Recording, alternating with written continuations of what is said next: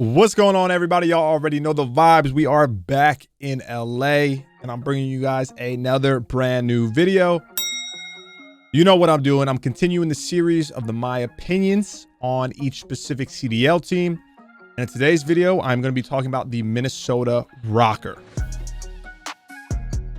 Now, getting into talking about the Minnesota Rokkr, this is an interesting team for me because I have teamed with 3 out of the 4 players on this team. And I teamed with them for a good amount of time. So I know a lot about these players, you know, not only as players in COD, but also outside of the game, you know, their personalities, how their attitudes are. I mean, their hobbies, what they like, what they don't, et cetera, et cetera. So I think I'm going to have a pretty good take on them. And their team is kind of an interesting 4 players put together. It's not a team that I thought would have ever happened, but it did. And I want to kind of talk about that. I'm going to talk about the players individually. You guys know how I do it. Let's get right on into it by talking about none other than the boy Dylan, aka Attach.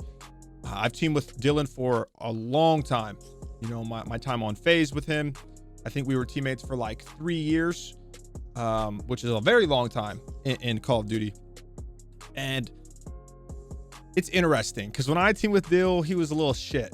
Okay. You know, he was fresh off a COD champs win at 18. You know, he was next up. He was that unbelievably talented young player who had an ego. Okay. Everyone has an ego, but he had a pretty big ego. You know, he was that boy essentially. He did win a Call of Duty championship at 18, literally the first year he could play in it. He won it. He won chips, multiple chips that year in AW. So it was a little bit different, right, than it is now as he's grown up. And as you know, I've stayed in contact with him. I talk to Dill all the time. You know, he's an adult now. He's not that 18-year-old little kid that he used to be, which is good because, like I said, he was very fucking talented back when I teamed with him, but he could be hard-headed. You know, he could be hard to kind of explain, like, yo, you're fucking up, Dill. And then, you know, he's like, what? I had 50. You had 25. Like, you're fucking up. But as he's grown, I think he's become more of a team player, you know, and that's not a shot at him. Everyone is like that. You know, it takes time. It's like being a professional in any other sport. It takes time to kind of get in rhythm and really understand, you know, not only the best way that you need to practice individually, but as a team, you know, how you need to view the game, be successful as a whole, you know, not just caring about your own individual stats and things like that, right? So I think as he's gotten older, he still can take over, you know, at any point. He's still a phenomenal S&D player. He always has, you know, he's always been a phenomenal S&D player ever since he came into the scene. I'm definitely interested to see how Dylan does this year because he is teaming with a different group of players. You know, for the longest time, he was always teaming with at least someone from that OG FaZe team, you know, back in AW. Besides the little stint he had on EG, like he was a part of us for a long time, you know, with FaZe. Then he went and he teamed with Tommy and Chris and Preistahh. Obviously, they were still a part of FaZe. And then he was on subliners with Tommy. And so they had teamed. So now, even though he is teaming with Preistahh, he kind of got away from the norm, right? So I'm interested to see how he does with this team. I'm hoping he does great. Like I said, Dill still got it, man. He still got it. Very talented player. I'm excited to see him as kind of like that veteran on the team. He has been the longest professional player on Minnesota Rokkr out of, you know, you have Accuracy, Preistahh, and MajorManiak. But that's enough about Attach. Let's move over to Accuracy, my boy Lamar. Lamar, in my opinion, is one of the most underrated Call of Duty players in the game right now. Now, a lot of you might not like Lamar, okay? You might not like Accuracy. He's very, you either love him or you hate him, right? And that's because that motherfucker is passionate, okay? He's gonna stick up for his boys. He'll roast anyone. It doesn't matter who it is in the scene, okay? Like, he's a ride or die when you're his teammate. And I love that about him. I love that about him. Lamar is one of the most genuine teammates I've ever had in my career. And like, he treats it truly like a team. And I know you might be wondering, like, well, what exactly do you mean like that? Like, do other people not treat like a team? I mean, like, it doesn't matter how many friends Lamar has around different teams. If you're not on his team and you're talking shit, even if it's like friendly banner to him or to, like, say Dylan, who's on his team, he's standing up for Dylan 10 out of 10 times. Okay. And you might think that that is pretty common, but a lot of players don't do that. They really don't. Like, Lamar's a ride or die, which I love that. You know, it's just great. This is great to have as a teammate because it helps keep your confidence up, right? And build your confidence up because you know this guy is fucking going to do whatever he can to make sure you're set up, right? To make sure you're playing good, you're feeling good, you know, your confidence at an all-time high. He's never the type of person that is going to try and tear you down. Now, don't get me wrong, okay? Lamar is a general. I call him General Beatty, but I do think Lamar is the best leader in Call of Duty. I do. And the reason why is because Lamar, this is Lamar's bread and butter. Okay, he's not a highlight player by any means, right? He's not the flashiest, okay? He's a very traditional AR player. And it's kind of boring to watch. You know, not even Lamar, just like the traditional AR, right? But Lamar plays fundamentally correct at all times when he learns the game. You know what I'm saying? So Lamar expects everyone on his team to play with those same fundamentals, right? To make sure they're in the right spots, to make sure they're doing the right things in those situations. He doesn't care if you're dropping 60 or you're dropping 6, okay? He just wants you to be in the right spots, to make the right plays, the consistent plays, okay? He's never that guy who's gonna roast you and be like, yo, why you have 10 kills? You know, you had a 0.5. Like, you could drop that, right? But if someone else on your team was just making a ton of mistakes, he's bringing up those because he knows how it is. You know, you're not going to win every gunfight. You're going to have bad games no matter what, no matter how good you are, even if you're doing all the right things. You know, that's the name of the game sometimes. But so not only is Lamar a great leader, great shot caller, great floor general, whatever you want to call it, he's not the person that will bring something up, right? Just to bring it up, to almost tear you down. He does it because he wants you and the team as a whole to be better, but he also is very self-aware. If Lamar messes up on shit that he's preaching about, he calls it out himself before anyone can even say anything. So I love Lamar on this team. I really do, because I do think he's the best leader in Call of Duty. And it's nice to have that sort of player. You know, when I teamed with Lamar on TK, I knew that Lamar and Kenny obviously knew a lot more than I did in World War II. A better way to play the games, to play the maps, to play situations. And I just kind of dropped, you know, all pride, swallowed it, dropped my ego, whatever you want to call it, right at the door. And I just listened to Lamar. And I mean, you saw how that turned out. You know, he's exactly what this Minnesota Rokkr team needs, in my opinion. Now, moving on to my homie E-Dog, my homie Preistahh. Can't say enough good things about Preston. He's hands down top 2 favorite teammate I've had of all time, right up there with Kenny. This kid just wants it, man. He's just hungry. Preston's one of the nicest players that I've ever played with, that I met, nicest kids that I've met, you know, in and out of the game. And he just gets on every day, man. Good vibes, never any sort of negativity. He gives you 100% effort, and he's fucking disgusting. Okay, Preston is one of the most talented players in COD right now as well. He's definitely S tier when it comes, you know, in terms of talent and skill, and he can do it all. This kid can run main AR, he can run full-time sub, he can run flex. It doesn't matter. He can do it all at a very successful and efficient way.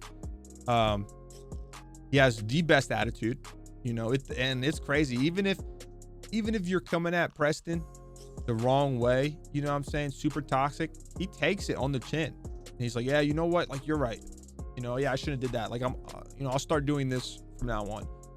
But like, he's just hungry to get better, not only for himself, but, you know, as a whole.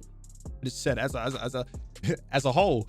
And so, you know, he's one of the rare ones. He's one of the rare ones where not only does he have this unbelievable talent, right?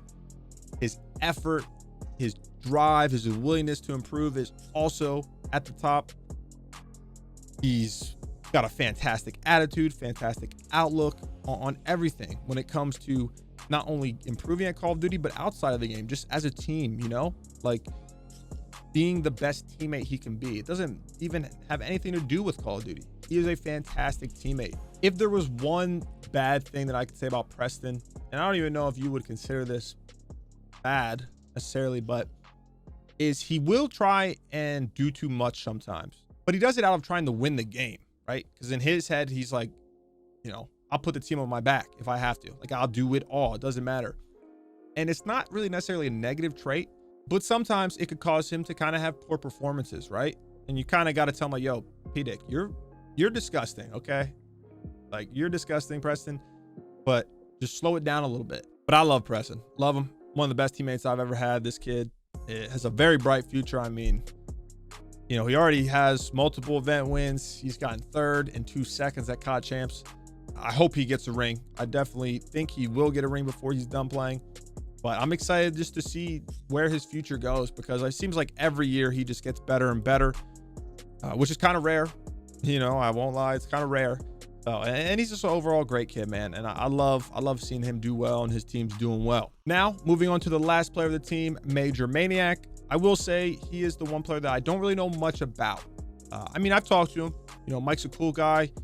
From our encounters, kind of keeps to himself, you know, but cool guy. I can tell you that he definitely knows what he's doing. He seems like he's a very selfless player, which this whole team is kind of made up of selfless players, ironically, which is interesting, right? You don't really see that often when teams are built. But, you know, I've seen MajorManiak run like the flex role in Black Ops 4, the main AR role in Modern Warfare with FaZe. And I don't even know exactly what role he is running right now. If it's either flex, I'm assuming it's flex for this Minnesota Rökkr team. But, you know, he's talented. He is very talented. I don't think I'd put him in like the S tier of individual talent, but he can hold his own. He's a very solid player, very well-rounded, respawn and S&D, which is huge. I think that's the great thing about this team is they're all pretty well-rounded in those game modes. But he just is a selfless player. I'm just going back to it because he is. You know, he'll run whatever role. He'll do whatever he has to do. If he has to be the guy that's doing absolutely fuck all, holding spawns, he's going to do that in a map. You know, if he has to be the bomb carrier in S&D, he's going to do that. You know, if he's got to be pushing out this lane or, you know, watching this cut, even if it's, you know, puts him in a tough spot, he's going to do that. You know, and he seems like a great teammate. Whenever I watched him play when he was a part of Gen G and FaZe, you know, he kind of kept everyone level-headed, kept everyone from drifting too far off from the goal at hand. Now, to get to the final part, just kind of talking about the team as a whole and my opinion on the outlook, it's interesting. Like I said, guys, Minnesota Rökkr is not necessarily a good team on paper, right? They kind of look like it was randomly put together, you know, just pick names out of a hat. But I love this team. I do. I think they're going to be a dark horse this whole year.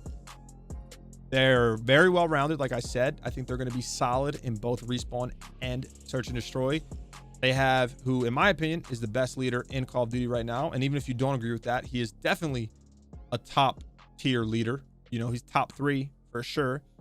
They all have great attitudes. They're very level-headed. So I really don't see any issues in terms of, you know, toxicity or just internal beef that is happening that will cause this team to collapse and crumble. I think that they're going to be a team that gets better as the game goes on, because they know, right? They know that they're not the most talented team on paper. So they need to always be ahead of the curve when it comes to learning the game, right? They need to stay one step ahead. And Lamar is going to do just that, you know, to the best of his ability. I think this might be one of the teams, you know, when we get a couple events in, everyone's like, wow, yeah, Minnesota Rökkr has the best teamwork in the game. You know, even if they're not winning, right? They're not necessarily winning championships, but they're in that top tier. I think they're going to be looked at as like, yeah, these guys are solid, but like their teamwork is next level. Their team chemistry is next level. It's, you know, cream of the crop. you know, the best, or at least in that top tier, that S tier when it comes to that. And I think that's what's going to really drive them to being successful this year. I do. As for my prediction, I think they're definitely going to be a top 5 team throughout the whole year. It is early, you know what I'm saying? We haven't even seen an event. I could be dead wrong. It could be the worst team in the game, okay? But this is just my way too early prediction. I think they will be a top 5 team. I think they will be a consistent team. You know, I don't think they're going to be a team that gets, say, second one event and then they drop down to like 10. I don't. I like them around that, you know, 5th, 6th range all year, but I think that they could be in the finals of tournaments, you know, or in the semifinal, like being the top 4, top 3. I do. So only time will tell. CDL is finally back. I can't wait for the events to get started. I can't wait to keep on pumping out videos for you guys. It's going to be a blast. Thank you as always for showing love. You know, I appreciate it, guys. We are so close to 20,000 subscribers on YouTube. Most of y'all who watch aren't even subscribed. I would appreciate it if you could go show me some love, hit that subscribe button. Y'all know what it is, though. Until next time, I'm going to see y'all when I see y'all. Have a good one. Peace.